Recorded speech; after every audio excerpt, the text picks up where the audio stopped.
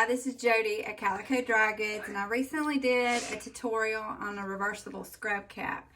And I had some requests to do a scrub cap that would hold more hair like a ponytail or a bun. So after some research, I've adapted some patterns and came up with this, which requires no elastic and no bias tape making. So what we'll do is link in the description the download for templates that we'll print on your 8x10 paper, or 8.5 by 11, I guess. And it will be in 3 different sheets because this is a bigger pattern.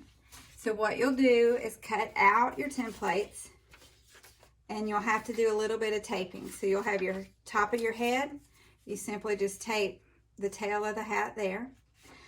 I traced it onto some cardstock so it would be sturdier. So that would be a better way to make your pattern. Then you'll take your side portion and tape the tail of it to where it matches up. And then you have your 2 pieces. So they'll look like this. Okay, for this hat, you're going to need 2 pieces of a 1/2 yard of fabric. And I did 2 pieces that complement each other. You could do 2 matching pieces if you would rather. And that's just to be able to flip the hat up and have a nice clean seam. It's not reversible like the other one, but it does have a area where you can adjust the size on the front. So what I've done is lay both my pieces down with the fold of the fabric to my left, because you're going to want to line the edge of your template up on the fold to make this easier. If you have just some stash fabric and don't have the right size piece, you can always sew this seam together and you'll just have a seam on the front of your hat, which is no big deal. But this makes life easier. So we're going to line this up on the fold, and we're going to lay our hat piece down. We only need 1 hat top, so you can choose either fabric. Or since you have a 1/2 yard of fabric, if you have that much, you'll be able to get 2 hats out of that by cutting both pieces of your side, 2 hat tops, and then you can always flip the template over towards the top half and get your second pieces for your extra hat. So however it works out best for your particular piece of fabric. I use a rotary cutter and just go along the edges because that's easier to me. And it doesn't have to be super precise. So you would just go around the edges as close as you can. If you don't have one, or if you're scared to use one, just trace with a pencil, or preferably a fabric disappearing ink pen, like friction. And then you can cut the templates out with scissors. So that's how we're going to get our pieces cut. I've already cut my 1 top piece and my 2 contrasting side pieces. So let's go to the machine and see what needs to happen next. Well, before we go to the machine, while we're up here on a nice flat surface, let's lay out our pieces and get them pinned together. So I've got 2 pieces that should be almost exactly the same. You're going to lay right sides together, especially if you have a print like I do on this one. So right sides facing each other, right on top. Because I did this with a rotary cutter freehanded, it's not going to be an exact matchup. That's fine.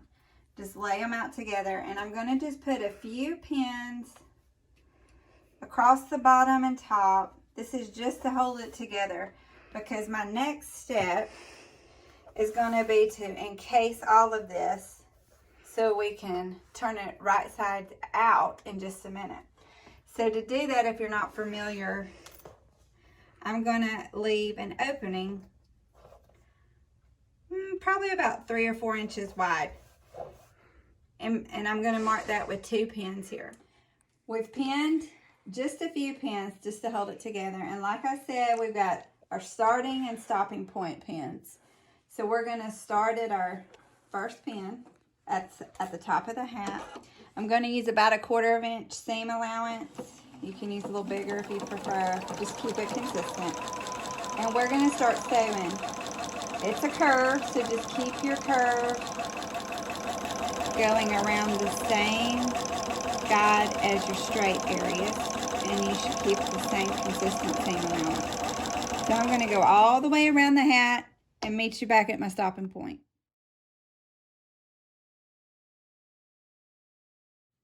Okay, so I sewed back to my stopping point. I have an opening here. You can see that better on this red side where my sewing line came to. So guess what? We're going to turn it right sides back out. So just come through the hole you created. The trickiest part's going to be what ends up as the strap of your hat because it's skinny. So just push through with your fingers as best you can. You can pull, you can use just a blunt end of a pen, or if you have a tool, something like this that will actually go up there and help push out the corners.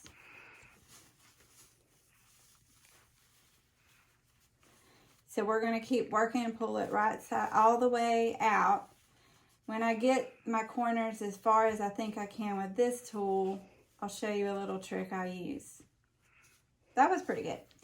You can take your, lost it. Take a seam ripper and gently kind of pick your fabric up. You don't want to put a hole in it, but it'll pull those corners out. So we're going to do that all the way around the hat. And I'm going to take it to the iron and iron my seams nice and flat so that they will be ready to sew at our next step. So I've ironed to get a nice clean edge as best I can. Up here where we turned ourselves right side out, guess what? We don't really even have to top stitch that or anything. We're just going to pinch our seams together. I'm going to iron that down so it will kind of stay in the right place. And it's going to get closed up when we put our hat on. So no extra step there. So we've got our side piece all ironed and ready to attach. Before we attach it, we're going to take our top piece and we're going to clean up this bottom seam because that's what will show at the bottom of your hat. So all I'm going to do is fold over about 1/4 of an inch twice. And this is going to give me a nice closed seam. I'm going to stitch that together. Just a straight stitch all the way across. This will give it a finished edge at the bottom of your hat. Okay, so our top's ready. Now the next step is to pin. So we're going to need to find the midpoint of the top of our hat and the side. And that's easily done by just folding it in half. You can either make a crease or you can take a pen with disappearing ink like a friction highlighter that I have. I'm just going to mark the top. I'm going to do the same thing with my hat. I'm going to find the midpoint and mark the top, and that's where we're going to start pinning. By the way, if you use these friction pens, this ink will disappear just by touching it with an iron, a hot iron. All right, so let's start our first pin there. Now this is the area that we're also going to be closing up when we stitch, so make sure you catch all your layers with your pins. We're just going to follow the curve, and we'll have to do some manipulation with this fabric on the steep curve here, but it will go. So just pin about every inch, and we're going to get it pinned all the way around both sides. So we made our pins. It looks a little funky, but that's how it's going to work the best. We're going to start at one end of our hat, and we're just going to do a straight stitch all the way around. Try to keep this bottom edge inside your seam so that it doesn't poke out. So we're going to do a straight stitch around following the curve, and then I'm going to go back and zigzag right around the edge just to give it extra stability because I'm thinking it's going to get washed a lot. So I'm coming around to the end on the zigzag stitch. This is just to double secure the top to the hat. I'm going to back stitch, and this should be it. Okay, so you can see I did a straight stitch and then I went back with a zigzag, Now all we're going to do is turn it right side out and we should have a hat. Thank y'all for watching on how to make this new style of scrub hat. I'm going to also link the tutorial that we've already made on how to do this reversible hat, which is great for shorter hair. And I know that all the healthcare field is appreciating the help that they're getting. And just subscribe to my channel if you want to see more tutorials. Thanks.